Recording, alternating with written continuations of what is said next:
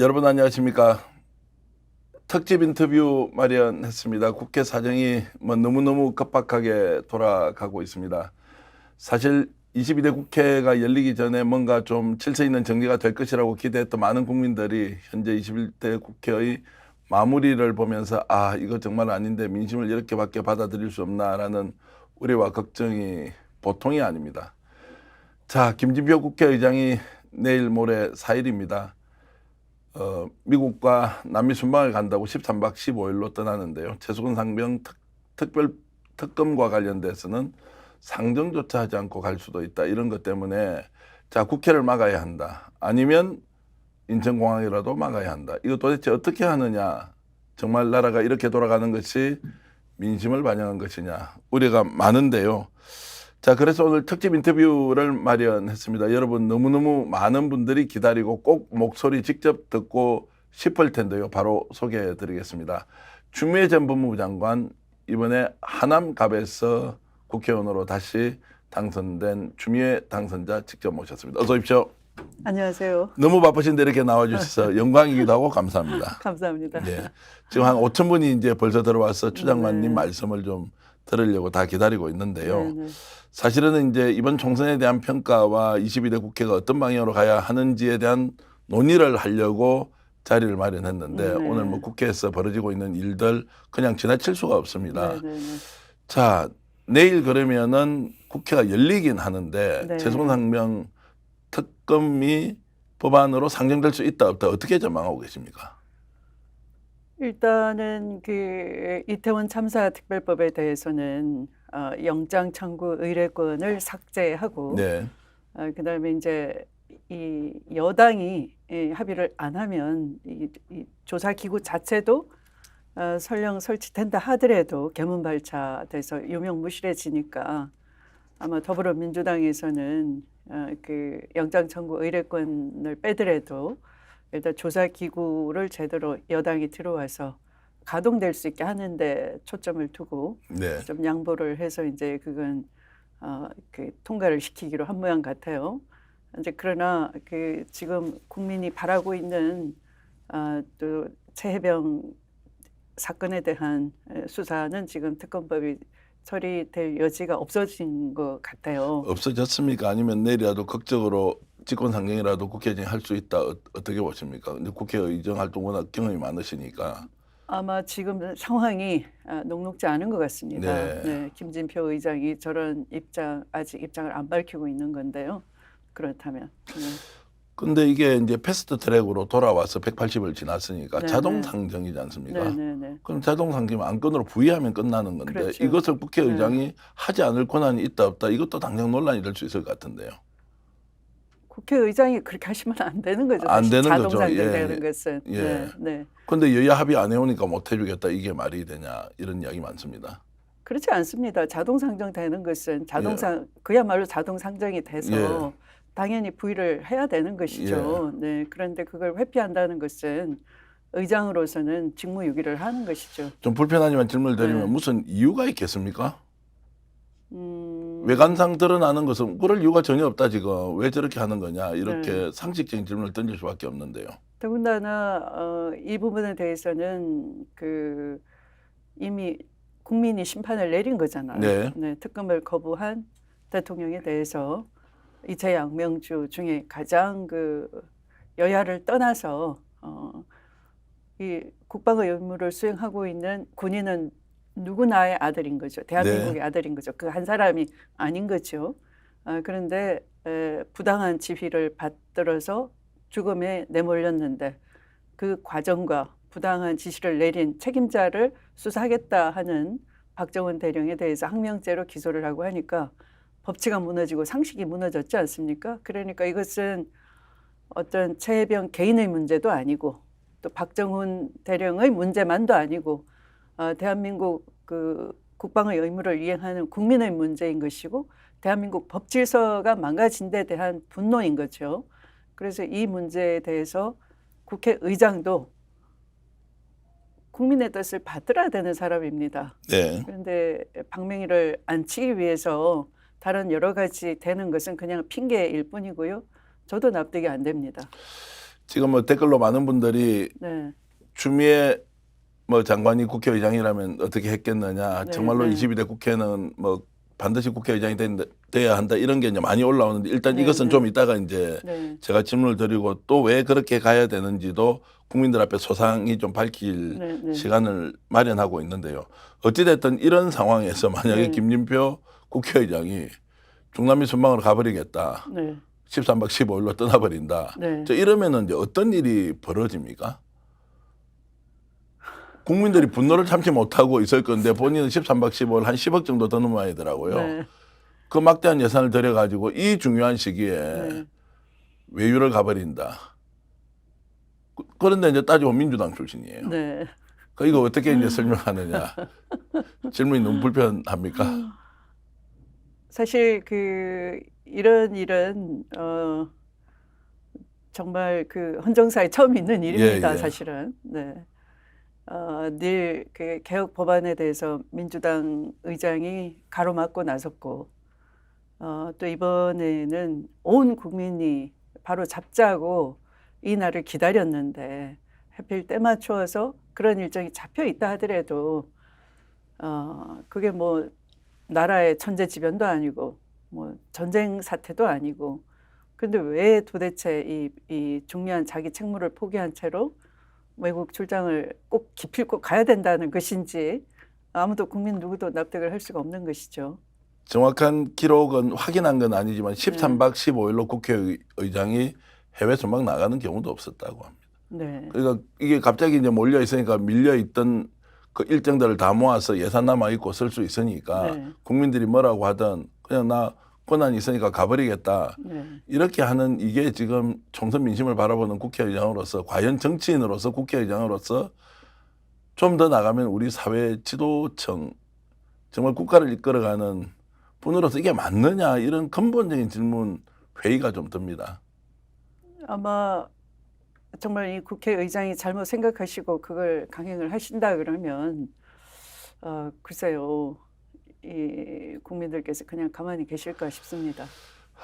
그래서 참 너무너무 답답한 상황이 이제 일단 벌어지고 있는데 일단 저희들은 뭐 내일 어떤 일이 생길지 예측하는 것은 어쨌든 그 시간이 오지 않았기 때문에 뭐 이렇다 저렇다 할 건 없지만 어쨌든 오늘까지 있었던 상황으로 봐서는 도무지 국민으로서 이해할 수 없고 총선 네. 민심을 반영한 네. 국회의장의 행동도 아니고 네. 그리고 민주당 출신으로서 할 일은 더더욱도 아니다. 네. 네. 뭐 이런 생각은 좀 네. 듭니다. 네. 죄송합니다. 제가 질문해야 되는데 제가 대답을 계속하는 것 아니요. 같아서. 질문 아니 워낙 국회에서 질문 일하기보다 이제 이 국민의 분노를 예. 요약해서 전하신 거고 저 또한 마찬가지 심정이고요. 예. 자 그래서 네. 오늘 이제 추장관님 이렇게 모신 것은 이제 총선의 민심이 네. 이제 이렇게 폭발적으로 정권 심판으로 결론이 났습니다. 네. 네. 자 그런데도 윤석열 대통령 이제 지금 4월 10일이고 지금 5월 뭐 네, 1일이니까요. 네, 한 네. 20일 지났습니다. 네. 전혀 바뀌지 않습니다. 네. 자 윤석열 대통령이 민심을 왜곡하고 있는 겁니까? 아니면 이 민심을 잘 알고 있지만 나는 이렇게 할 수밖에 없다는 겁니까? 어떻게 봐야 됩니까? 윤석열 대통령은 그 제왕적 사고에 그냥 맞들여진 분입니다. 네. 네, 검찰총장으로서 누렸던 권한이 우리나라의 그 검찰총장 중심으로 정점으로 해서 검사 동일체의 원칙으로 움직이는 것이 검찰총장의 말 한마디면 전국의 검사들이 복지부동해야 되는 겁니다. 그러니까 그 엎드려 뻗쳐가 되는 네. 겁니다. 네. 그러니까 오히려 군대보다 더 일사불란한 조직인 거죠. 거기서 검사 시절을 보낸 분으로 대통령으로 바로 직행을 했기 때문에 아마 대통령의 권한은 국정 전반에 대해서 검사 동일체의 원칙으로 국정을 장악하고 움직여야 된다. 일사불란하게. 내 말 한마디면 일개 대령이 수사를 한다? 항명이야. 항명의 결론은 대통령이 내린 거라고 봅니다. 엄단해 이렇게. 그래서 기소까지 이르렀다 저는 생각하고요. 마찬가지로 왜 그런 법을 수사를 한다고 그래? 이렇게 본인의 뜻을 거역하는 것으로 생각할 겁니다. 그러니까 그런 검찰총장으로서 말하는 것이 이게 그 검찰총장으로서도 그 조직 전반에 미쳤는데 내가 대통령인데 왜 내 말이 안 먹히겠어? 그걸 너무 당연하다고 생각하는 제왕적 사고방식에 저는 젖어 있다라고 생각을 합니다. 그래서 이 야당 대표와 영수회담을 했지만 그 이름이 영수회담이다 뿐이지 대통령의 사고 속에는 군왕인, 제왕인 나를 누구나 보러 오는 것은 알현이고 나한테 아뢰는 것이지 동등한 위치에서 주권자인 국민이 하는 얘기를 전한다 이런 사고방식, 민주적 사고방식이 없는 거죠. 근데 우리 학습이라는 게 있지 않습니까? 네. 대통령직을 수행하기 위해서 2년 동안 저 자리에서 국정 네. 운영을 총괄했으면 네. 이래서는 안 된다는 것을 본능적으로 느끼지 않습니까? 이분은 나는 민주당 정권을 갈아치우기 위해서 정권을 교체하기 위해서 온 것이지 네. 대통령 되기 위해서 온 게 아니다 이랬거든요. 나는 왕이라는 거예요. 그 말은. 네. 나는 대통령으로 온 것이 아니라 나는 제왕입니다. 그 얘기예요. 누구도 내 뜻을 거역할 수 없다. 절대자다. 절대자다. 군주다. 네, 네. 이제 이런 것이라면 네. 그러면 그래서 바뀌지 않은 것이고 못 우리는 바뀌죠. 바뀔 것이라고 기대했죠. 네. 민심이 네. 국민들이 심판하면 네. 그래서 정치를 복원할 것이고 국정 운영을 좀 정상적으로 할 네. 것이고 협치의 장애도 나올 것이다. 네. 라고 해서 국민들이 이제 이렇게 심판을 했지 않습니까? 그래도 제왕의 위치는 바뀌지 않는다. 이렇게. 제왕을 누가 심판하느냐. 감히. 예. 네. 자, 그러면 이제 주변에 있는 참모도 있고 국민의힘은 보수 정당으로서 지금까지 뭐 국정 운영 경험이 엄청나게 이렇게 쌓여 있으면 참모들도 이야기하고 이것은 맞지 않습니다. 이렇게 네. 좀 가보시죠. 네. 라고 하고 또 관료들도 똑똑한 분들이 많지 않습니까? 네. 그것조차도 다 윤석열 대통령이 무시하고 있다. 그 관료들은 예. 그렇게 해봐야 안 먹히니까 예. 대통령이 59분 얘기하고 예. 안녕하세요 하고 착석하고 안녕히 계십시오 하고 떠났는데 59분을 대통령이 전적으로 다 얘기하는데 어느 누가 그런 말을 하겠습니까? 그래서 이미 이것은 치유가 불가능하다라고 본 사람들이 빨리 난파선을 뛰어내린 거죠. 예. 네. 또 뛰어내리려고 하고 있고 그 자리를 또 이 아청꾼으로 또 채운 거죠. 자, 영수회담 네. 한다고 했을 때 네. 정치가 복원될 것이다. 솔직히 기대를 좀 했습니까? 해봐야 소용없다고 이렇게 저는 늘 안 판단을 바뀐다라고 봤기 때문에. 안 바뀐다. 네, 네. 그럼 그 자체는 일종의 쇼였다 이렇게 보셨나요? 쇼도 아니고요. 그냥 하고 싶은 말 있으면 들어줄 테니 알현을 해봐. 내가 알현해준다고 하잖아. 그런 얘기였죠. 그러면 대통령실 네. 내부에서 대통령이 이것을 좀 기획해서 이번에 네. 의제를 어떤 걸 할 것이며 네. 또 여야 간에 혹시 합의할 만한 것 어떤 네. 것인지에 대한 사전 준비 없이 적극적으로 대통령이 야 들어와봐 한 만나줄게 이렇게 했다고 보시나요? 그렇죠. 네. 한 만나준다.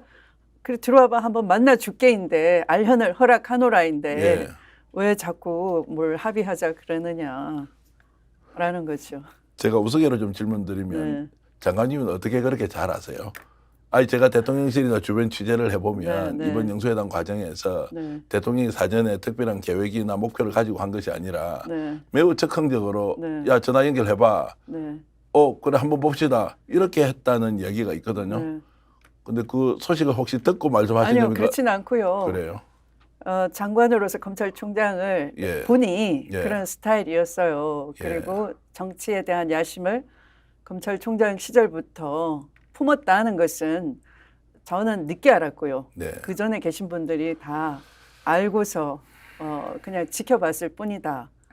라는 걸 나중에 제가 이해하게 됐습니다. 그래서 나중에 보니까 얼마나 이 왕이 되고 싶었는지 제가 깜짝 놀란 것은 한동숙 감찰부장이 네. 한번 그 페이스북에 사진을 올렸어요. 그 사진에 아마 윤석열 검찰총장이 떠난 직후인지 직전인지 그 무렵 같은데요. 검찰총장 자리를 그만둘 무렵인지 아니면 두기 직전인지 그건 모르겠어요. 검찰청 우물가에 용자 한문으로 쓰진 용자 부적이 늘려 있더라. 네. 라는 겁니다. 야, 그 정말로 왕이 되고 싶었어. 네, 네. 예. 그러면 그러니까 나는 정권 교체하러 왔지 대통령 되려고 했던 게 아니야라는 그 녹음이 한번 공개된 적이 네, 있습니다. 그 지지했던 사람이 불만을 품고 이제 그걸 폭로를 한 거죠. 그래서 저는 그 말뜻을 이렇게 알아들었어요. 나는 대통령 이런 게 아니고 나는 하늘이 내린 왕이야. 네. 국민이 뽑아준 게 아니고 네. 하늘이 내려준 왕이다. 네. 원래 그래서 심야 주권 재민이라는 헌법상의 그 우리 헌법에 대한민국의 권력이 국민으로부터 나온다라는 것은 애초에 무시하는 거죠. 그런데 인터뷰에서는 네. 국민은 늘 옳다, 국민의 뜻을 받들어 가겠다 이런 말은 뭡니까? 그러면 대통령이 그런 얘기하는 아, 거는 그 순간에는 그렇게 해야 된다고 생각하는 것 뿐입니다. 예, 문재인 대통령 앞에서 검찰총장 후보로 거론됐을 때 앞서 어떤 후보보다 내가 제일 개혁을 잘합니다. 예. 나는 검찰 수사권 완전히 박탈하겠습니다. 없애겠습니다. 이렇게 맹세를 했죠. 네, 그 자리 면접 보는 자리에서는 그렇게 말해서 속여야 된다라고 생각하는 거고요. 잠시 형세가 불리할 때는 국민들 앞에 국민은 늘 옳습니다라고 해야지만 매를 덜 번다. 네, 그렇게 생각할 뿐인 거죠. 자, 그러면 이재명 당대표는 이번에 이제 영수회담에서 할 말은 다 했다고 하지만 또 한편으로는 네, 아니 박차고 나오지 이야기도 되지 않는데 왜 85%나 듣고 있었느냐 이런 네. 이제 좀 비판적 의견도 있긴 합니다. 네. 할 말은 했다고 하는 평가를 하지만 한편으로는 대화도 안 되는데 왜 계속 있었느냐. 자, 전반적으로 이재명 당대표의 대응은 어떻게 평가하십니까? 저는 잘했다고 봅니다. 잘했다고 본다. 네, 예. 네. 왜냐하면 대통령실은 애초부터 육성이 나가지 않도록 그 스피커를 안 나가도록 예, 다 이렇게 무음으로 처리를 했지 않습니까? 예, 예. 그래서 이 현장에 있었던 기자들이 이재명 대표의 발언도 이렇게 이 타이핑을 해서 자막으로 나가는 맞습니다. 걸 사람들이 이제 보게 된 거죠.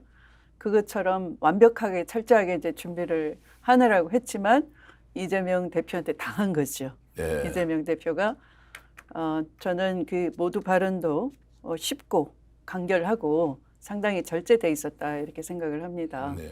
그것은 대통령한테는 분명하게 국민의 소리를 전달했다. 또 그것이 정치 지도자의 역할이다. 확실하게 각인을 시켜줬다 생각을 합니다. 네. 네. 자, 그러고 이제 나오고 나서는 전방위로 지금 윤석열 정부와 협치 사실상 불가능하다. 네. 오늘 박찬대 최고위원 지금 이제 원내대표 출마했지 않습니까? 네. 여기도 아예 김건희 최상무 특검 바로 추진하겠다 이러면서 네. 이제 일종의 출사표를 던졌습니다. 네. 그럼 후속 대응도 지금 잘하고 있다 이렇게 평가하십니까? 그렇습니다. 예. 네. 그 이채 양명주를 국민 앞에 약속을 했고 예. 또 그것으로 압도적으로 일당이 됐기 때문에 신속하게 국민의 요구에 응답을 하는 건 우리 역할인 거죠. 대통령이 그 후에 어떻게 대응을 하든 일단 우리 역할은 최선을 다해야 되는 게 맞고요. 저는 이렇게 봅니다. 뭐 합의 애초부터 알현을 해라. 알현이 소원이라면 들어줄게 이런 고압적인 자세였기 때문에 합의 자체에 방점을 두기보다는 국민의 소리를 제대로 전달을 했고 그 후에는 대통령이 거기에 대해서 대답할 차례인 거죠. 그리고 대통령이 국정을 전반적으로 책임진 자리에서 그 책임이 선명해진 거죠. 그래서 우리는 지속적으로 국회를 통해서 이행을 촉구하면 된다라고 생각을 합니다. 그런데 이제 대통령실은 이번에 잘 만났다 또 만날 것이다. 뭐 네. 협치의 상징적인 조치가 이루어졌다. 네. 이렇게 이제 얘기는 하고 있고 네, 민주당에서는 무슨 이야기냐 협치 사실상 물 건너갔고 네. 원래 우리한테 주어진 권한대로 우리는 움직이겠다라고 이제 하면서 네. 오히려 이제 민주당이 대통령과 협치를 하지 않을 것처럼 이런 분위기를 좀 이제 뭐 보여주고 있습니다. 네. 자, 그러면은 대통령이 만나자고 한다거나 협치를 해보자라고 했을 때 민주당은 어떻게 대응해야 합니까? 뭐 그때그때 대응할 수 있겠죠. 예, 예. 네.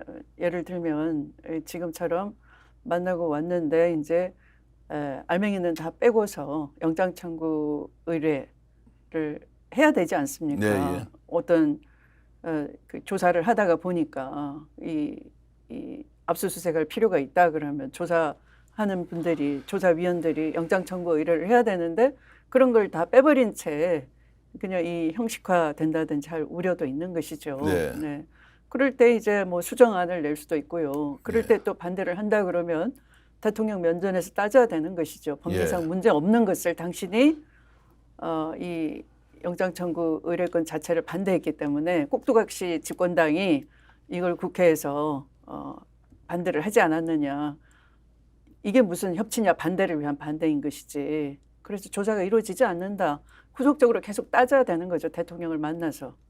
우리 수정안 내겠다 그러고. 예, 네. 예.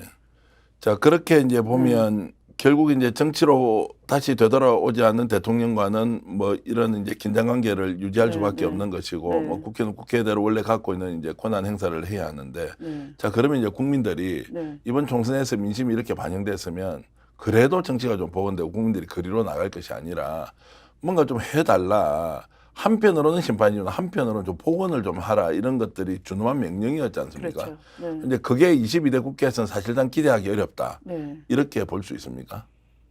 사안별로 좀 다를 수 있다라고 생각을 합니다. 예. 그 지금 최상병 최혜병 특검법을 지금처럼 막무가내 대통령이 아무 명분 없이 거절을 하는데 언론으로부터 폭로는 계속 되지 않습니까? 이시원 공직기관 비서관이 개입이 돼 있고 네. 또 그 유지연 법무관리관이 또 그 전화를 받고서 기록을 경찰청으로 넘어간 기록을 회수하는 그런 명령을 내렸고 그렇다면은 대통령실이 깊숙이 개입돼 있어서 아마 대통령실 개입 때문에 이 거부권을 행사하고 또 여당이 또 이 법안을 반대하고 그렇다라고 이제 국민이 알게 되면 정치적 압박과 수위가 이렇게 높아지지 않겠습니까? 이제 그렇게 된다면 이제 그 대통령도 이렇게 더 이상 국정의 그 의혹 회피만으로는 되지 않을 것이고 국민 여론과 압박의 수위가 높아지면은 집권당 내부도 소란스럽겠죠. 또 대통령의 힘이 더 동력이 더 빠질 것이고요. 이미 여론 지지 국정 수행 지지도가 총선 이후에 계속 그득그득 추락하고 있지 않습니까? 힘이 빠진 그 대통령과 점점 이제 원심력이 커지는 집권당에서 이 사안별로는 민주당하고 공조를 하면서 그들의 정치적 입지를 공간을 확보할 여지가 있다. 지금은 검찰 캐비넷이 두려워가지고 여태까지는 입틀막을 당하고 있었다면 앞으로는 그 입틀막을 두려워하지 않은 이 새로운 공간을 확보할 수 있는 것이고 그 계기가 이 최상병 특검법에 대한 이 민심과 배치되는 이런 태도가 하나의 방아쇠가 될 수 있다 이렇게 생각을 합니다. 이제 국민들이 기대를 하고 있지만 우려하는 것은 21대 국회 때 민주당이 보여줬던 그대 야당이었지만 제 역할을 못했다. 제대로 싸우지 못했다. 국민들의 뜻을 반영하지 못했다 그랬는데 이번에는 압도적 승리를 했지만 200석은 뭐 범야권이 넘지는 못했고 제대로 싸우겠나 이런 우려 걱정도 많은데 어떨 것 같습니까? 지금 민주당이 초선 의원들이 한 70분이 넘죠. 70여 분이 넘죠. 그리고 이분들은 그 혁신을 바라는 지지자들의 바람을 안고서 또 그중에 뭐 더불어민주당 안에 혁신그룹이라고 혁신회의라는 이 하나의 그 뭐라고 할까요? 혁신운동 그룹이 생겼어요. 예. 네. 근데 그 중에서도 한 31분의 당선자가 생겼으니까 근데 초선 중에서도 상당한 위치를 가지고 있는 것이죠. 그래서 이 초선부터 좀 기세를 장악하고 당에서 의총장에서도 이렇게 목소리를 씩씩하게 낸다면 총장과 같이 그렇게 좀 미적대거나 아직 때가 아니다 하는 좌고우면하던 그런 분위기와는 상당히 달라지지 않을까 싶고요. 또 다음 국회의장이 누가 되느냐에 따라서 상당히 분위기가 달라질 수 있다 생각합니다. 얼마 전에 이제 그 모임에 가셨더라고요. 네. 거기서 이제 의원들 만나 보니까 네. 초선이라도 국회의원 되고 나니까 제대로 안 싸우고 네. 그냥 이제 기득권에 안주한다 뭐 이런 이제 비판을 과거에도 해왔는데 직접 만나 보시니까 그분들 어떠시던가요? 저에게 국회의장 후보로서 예. 이제 스피치 말씀드릴 기회가 잠깐 있었습니다. 예. 제가 이제 우리 국회가 민심과 배치되는 불행한 때가 있었다라고 말씀을 먼저 드렸어요. 예. 그럴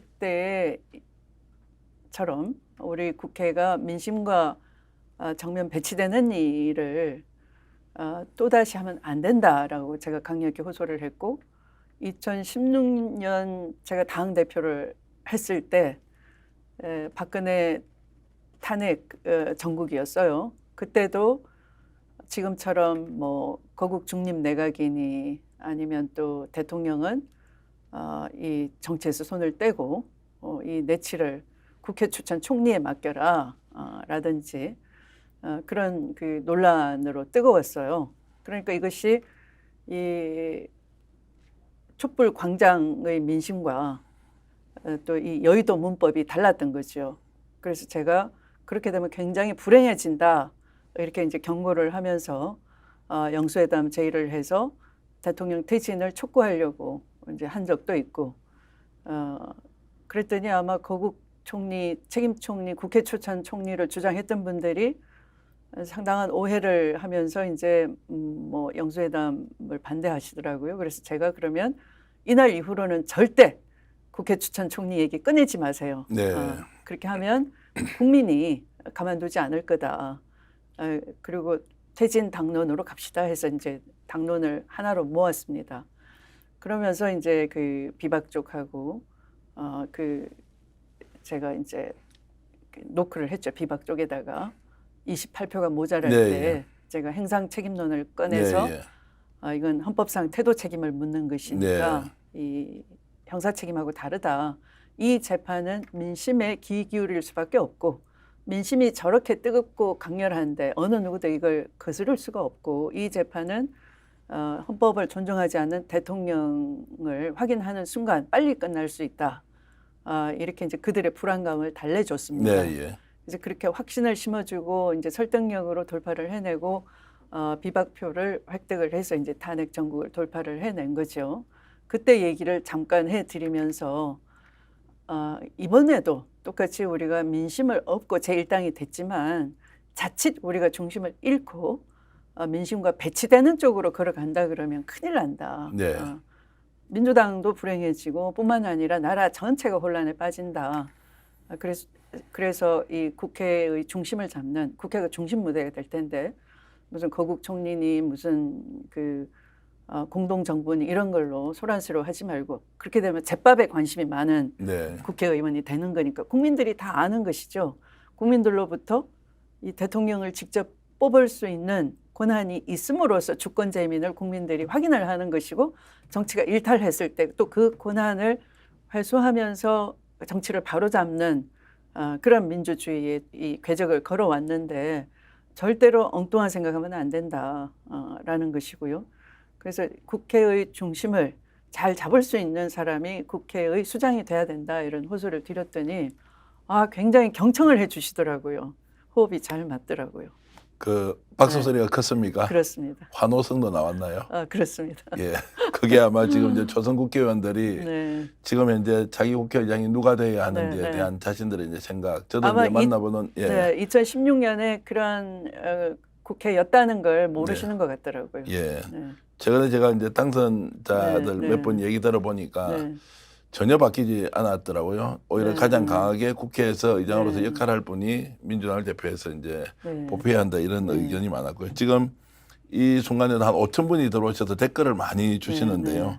인기가 되게 많으십니다. 감사합니다. 예, 네. 주미애 장관님에 대한 여러분들이 그 요지 경제상님, 마마나님, 그래용님, 문춘홍님, 해선어부님, 신금내님 많은 분들이 이렇게 의견 주셔서 감사드리고 일일이 소개를 못 해드리지만 주미애 장관께 여러분들이 거는 기대가 이제 실제 실력으로 드러날 날이 머지않았으니까 기대하셔도 좋다 이런 말씀을 좀 드리고요. 약간 다른 각도로 좀 질문을 드리면 네, 네. 제가 기억하기로는 추 장관님은 네, 뭐 친노도 아니었고 네, 친문도 아니었고 네, 친명도 아니었고 네. 이제 독특하게 자신의 정치 세계를 이렇게 확장적으로 가져오셨던 네, 네. 분인데 그 지난 과정에서 추다르크라는 별명은 있었지만 이렇게 신드롬이 일어날 만큼 팬덤이 생기고 이랬던 기억이 잘 없습니다. 근데 최근 한 2, 3년 사이에 네, 네. 팬덤이 엄청 생겼는데 네, 네. 혹시 이렇게 팬덤이 생기는 과정을 이렇게 경험하면서 네. 본인의 정치적 매력이 무엇이기 때문에 사람들이 이렇게 열광을 하느냐 이렇게 좀 분석을 해보셨을 것 같은데요. 분석이라기보다 그냥 느낌이 오는 거죠. 예. 네, 네. 그 법무부 장관 시절에 사실은 지금 제가 겪고 있는 그 외로움과 공공함 처지 또 등 뒤에서 이렇게 화살을 쏘는 그런 것들을 일일이 소장하게 설명을 못하는 거잖아요. 네, 예. 어느 누구도 돕지 않고 거들지 예, 예. 않고 회피하고 어떤 프레임을 씌워서 가두고 예. 진실을 못 보게 하고 그러는 가운데서도 그걸 직관적으로 본능적으로 알아채고 응원을 보내주는 분들이 있었습니다. 예. 어떤 분이 장사하는 트럭이었어요. 하루 장사를 안 하면 손해를 얼마나 많이 보겠습니까? 아마 그 수산물 행상을 하시는 분 같은데 그 트럭을 끌고서 여수에서 올라왔어요. 그래서 그 발악하는 검찰 집단을 응징하겠다 하면서 거기에 전광판 광고를 이렇게 붙여가지고 힘내라고 응원해 주시고 며칠을 그러시더라고요. 깜짝 놀랐습니다. 그리고 그 제가 빨리 무릎 꿇고 물러나라고 법무부 출근길에 청사 앞에 그 근조 화환이 이렇게 쭉 있었어요. 기죽이는 거죠.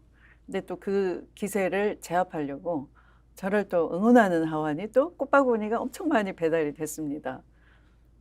이번 선거를 할 때 몇몇 분이 어디선가 나타나서 제가 그때 법무부에 꽃바구니 보낸 사람입니다. 이러시더라고요. 제 귓속말 제 귀에다 대고 굉장히 뭉클했습니다. 그리고 이제 선거가 아슬아슬하게 이제 끝났습니다. 다들 새벽에까지 지켜보시고 잠을 설쳤다는 분도 있고 어떤 분은 지는 줄 알고 울다가 그냥 잠들었는데 아침에 일어나 보니 당선이 돼서 너무 기뻤다 이렇게 본인의 일처럼 그런 분도 계셨는데 당선 그 감사 인사를 드리려고 이제 유세차를 타고 그 하남시 갑지역구를 쭉 돌아다녔습니다. 대로변 사거리에서 신호등이 잠깐 멈췄는데 저 멀리서 그 배달하는 분이 막 오토바이를 타고 달려오는 거예요. 사고 나지 않을까 조마조마한데 막 이 급가속을 해서 달려와가지고 갑자기 그 화이바를 착 열어 제치더니 미에로 화이바 그 한 병을 탁 건네는 거예요. 네, 그러니까 미에로 하비바가 이제 저의 그 재미있는 이 구호였지 않습니까? 그걸 이제 상기시키는 하나의 퍼포먼스였는데 그걸 탁 끝내고 다시 이렇게 딱 헬멧을 쓰시고 딱 떠나는 거예요. 그 짧은 한 몇 초의 그 순간이 정말 감동적이었습니다. 저렇게 절박한 분들이 이렇게 그 마음을 전하는 거구나.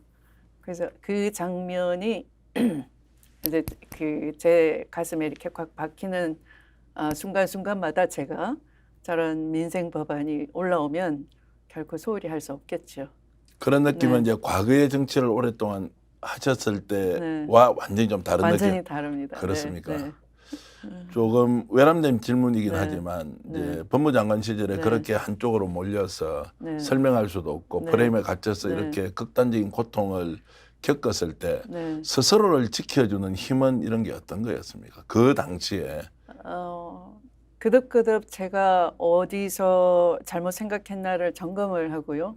그럼에도 불구하고 제가 하는 것이 옳다는 신념이 저를 지켜주는 것이고요. 내가 이렇게 하면 어디서 누가 어떻게 힐난을 해도 나는 부끄럽지 않다. 네.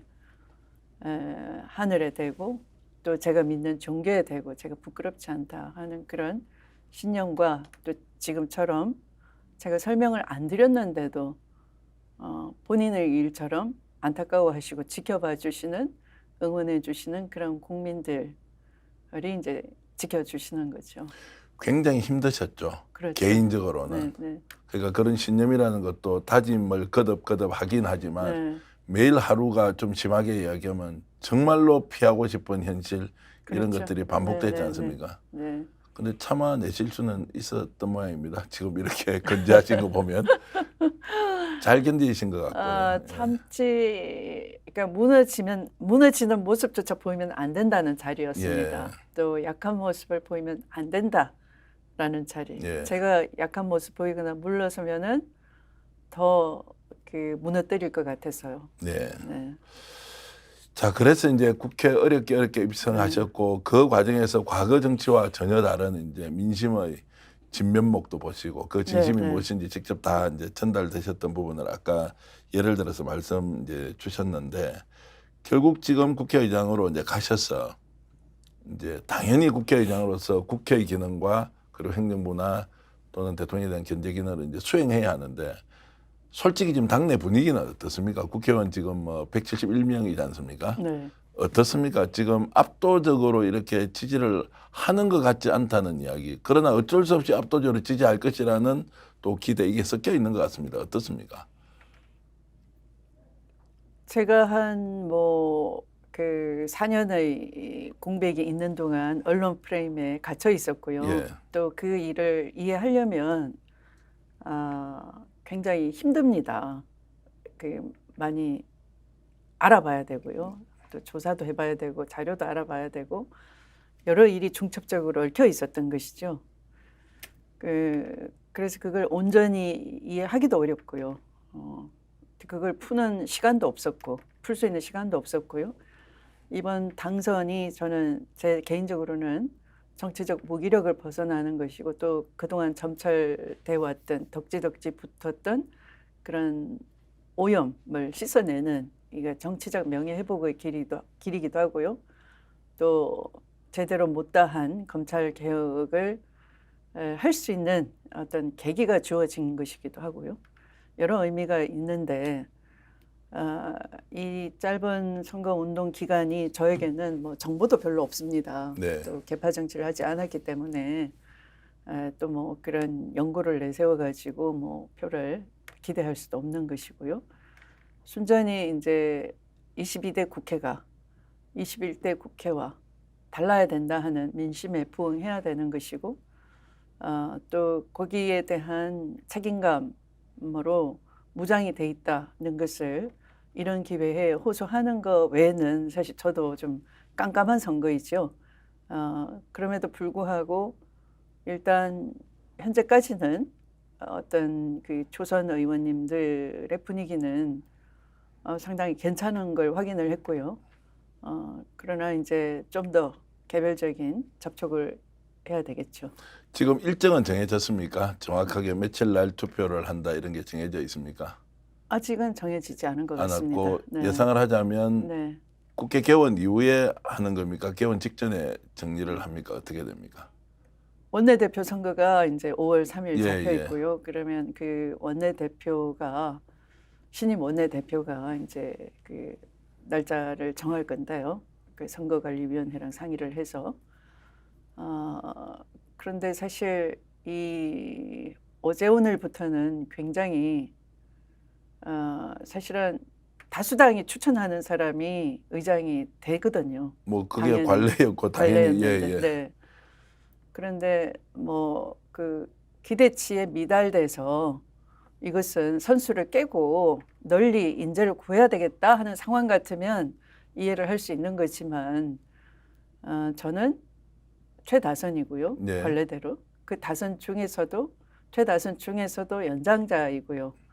또 헌정사 최초의 국회의장이 탄생된다는 예. 그런 만약에 더불어민주당으로서는 또 좋은 기회이기도 하고요. 저 개인적인 영광일 뿐만 아니라 그래서 이게 경쟁이 지나치게 과열돼서 뭐 어제 오늘부터는 약간 네거티브 기류도 좀 보이고요. 네. 네, 그러는 것이 바람직한가? 당내에서 확인되지 않은 루머 가지고 네거티브를 뿌려대고 또 거기에 계속 끊임없이 소모적으로 이렇게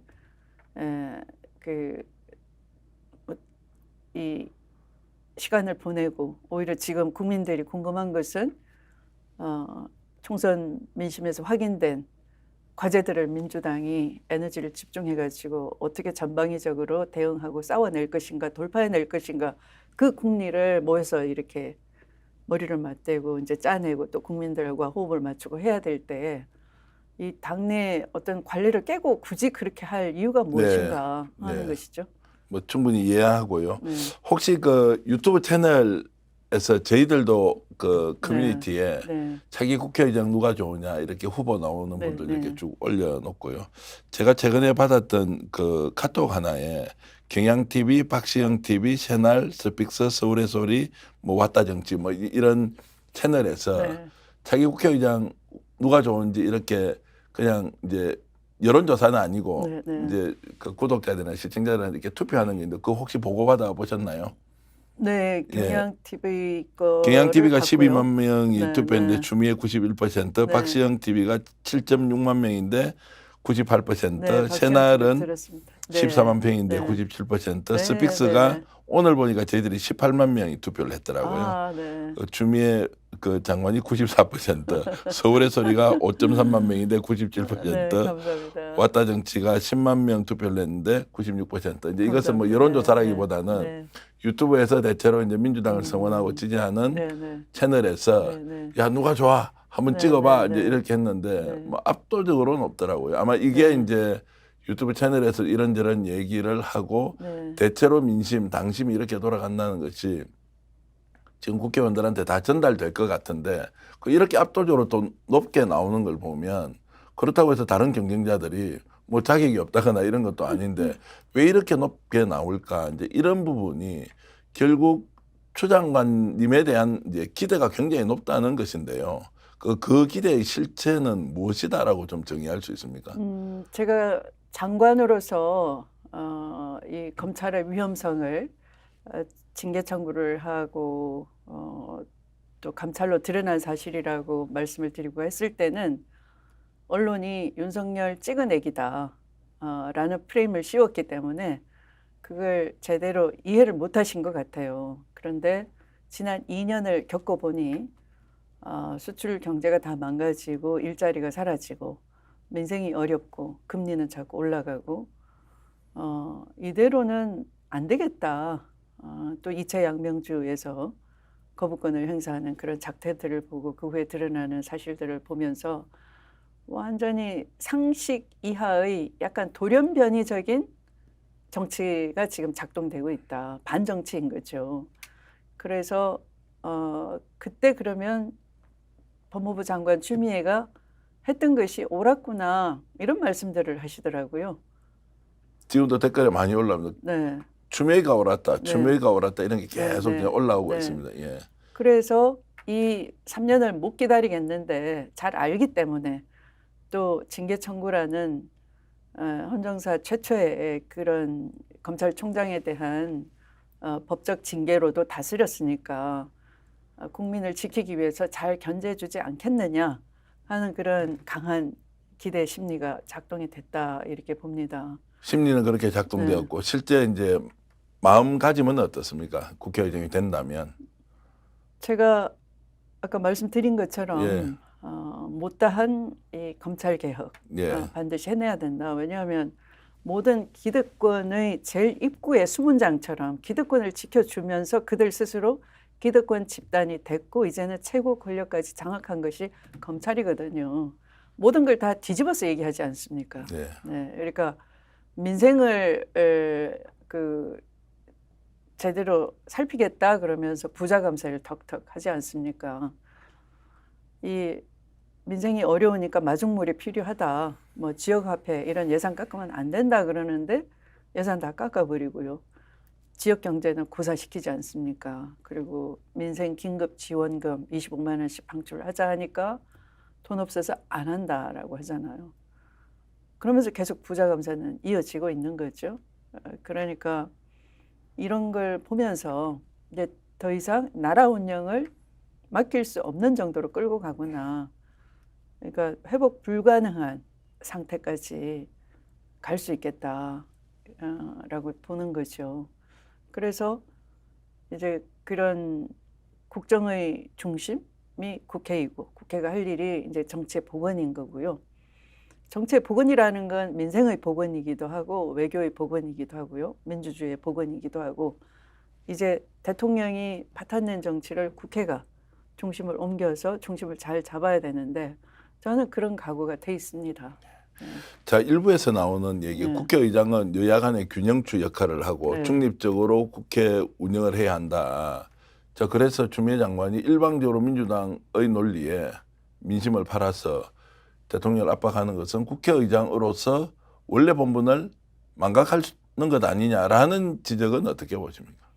그게 말이 좀 안 되는 것이요. 국회의장이 중립이어야 된다고 할 때는 예, 독재 치하에서 예. 국회의장이 거수기 역할을 하면서 김영삼 총재를 제명하는 방맹이를 친다든지 예, 이런 일이 있으니까 그 의장을 중립적으로 해놓은 것이잖아요. 네, 네, 그런데 지금은 바로 그 독재 정권 아래에서 국민을 누가 지켜야 되는 겁니까? 네, 국민을 지키기 위해서 때로는 집권당이 겁을 주고 공포 정치를 하더라도 저는 쫄지 않고 국민을 지키기 위해서 결단할 때는 신속하게 결단해서 국민과 민생을 지켜야 되는 것이죠. 네. 자, 그렇게 보면 네. 이제 지금 국회의장으로서 국민의힘과의 관계는 네. 어떻게 그러면 가져가야 됩니까? 국민의힘과의 관계도 예. 그 내용이 중요하겠죠. 예, 예. 네. 그러니까 국민의힘이 발의하는 것, 주문하는 것이 국민을 지키고 민생을 지키는데 도움이 된다 그러면 받아들이는 것이고요. 그냥 반대를 위한 반대를 하는 것이다 하면은 못 받아들이는 것이고요. 네. 그 내용이 주장하는 내용에 달려 있겠죠.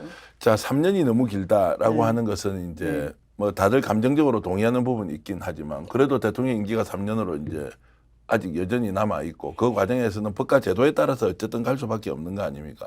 자, 3년 동안 갈등이 계속 이렇게 고조되는 상황으로 간다. 아니면 어느 순간에 국회가 말씀하신 대로 좀 국민을 위해서 국민을 대신해서 권한 행사를 하면서 견제도 하고 통제도 좀 하고 이런 것들로 가면서 뭔가 정치나 이런 것들이 복원될 가능성이 있느냐 이런 기대 이런 부분들은 어떻게 될 것으로 예상을 하십니까? 미리 예측은 할 수 없고요. 예. 그 박근혜 탄핵 때도 뭐 그렇게 태블릿 PC가 갑자기 이렇게 도화선이 된다라고는 누구도 짐작하지 못했습니다.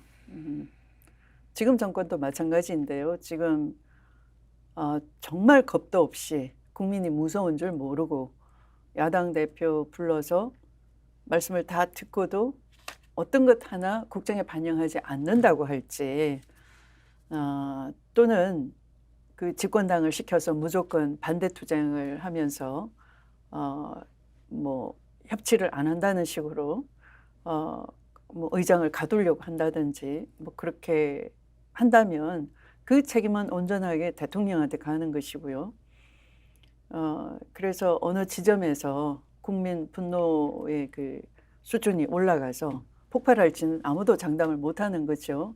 그런 때에 이 중심을 국회의장이 꽉 잡고 있어야 되는 것입니다. 그러니까 국회에서 지금 뭐 그 복귀를 해보면 정치권에 우선 기회주의적인 그 준동이 있을 수가 있는 겁니다. 한편으로는 뭐 고국 중립 내각, 공동정부 구성, 또 한편으로는 개헌으로 돌파하자 이런 소란이 좀 있을 수가 있습니다. 대통령제는 이제 한계 효용이 다 끝났다.